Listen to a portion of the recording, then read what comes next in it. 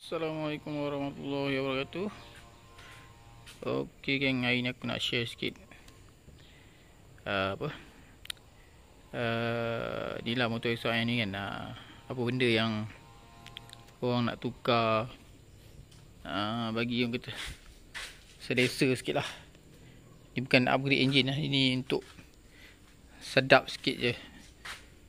Benda yang kata selesa masa kita gunalah. Sebab kalau standard dia agak, bagi aku dia kurang lagi lah. Motor okey, start power, cuma daripada segi yang pertama, yang kita kena tengok handle grip dia. Kalau standard dia tak sedap, dia keras. Pertama kalau macam motor aku ni, dia beli dah second lagilah kan. Tapi ada kawan aku tu, dia pun motor standard baru keluar kilang pun dia kata memang tak sedap. Memang tak sedap sebab dia punya ni dia keras.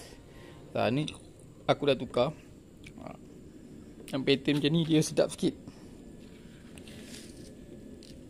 Brand apa dia tu Pro apa ni,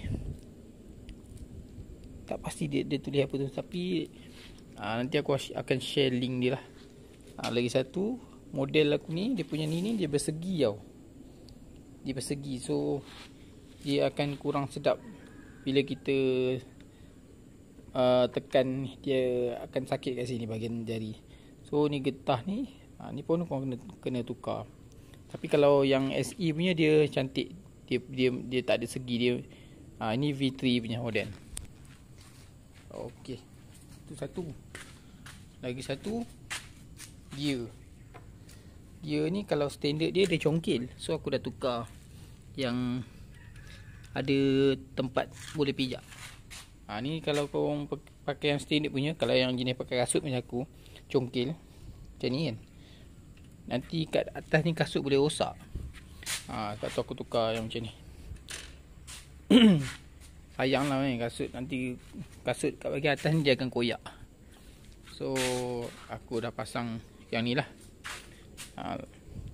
Lagi satu yang aku rasa perlu ada ni, meter temperature. Ni bagi aku perlu ada lah.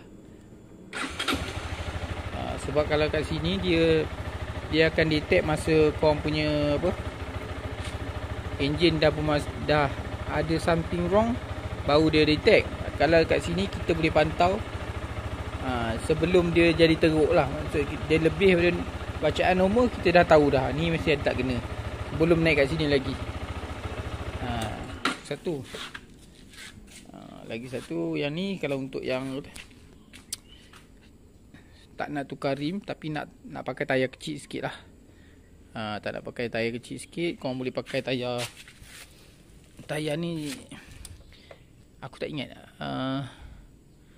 GRT 368 kot, saiz 180/17. Ni Aero Sport. Okey je, aku pun dah pakai lama, dah pakai beberapa bulan. Aku dah test semua yang kat motor aku ni, semua aku dah pakai dah. Dah lama dah, tak ada masalah.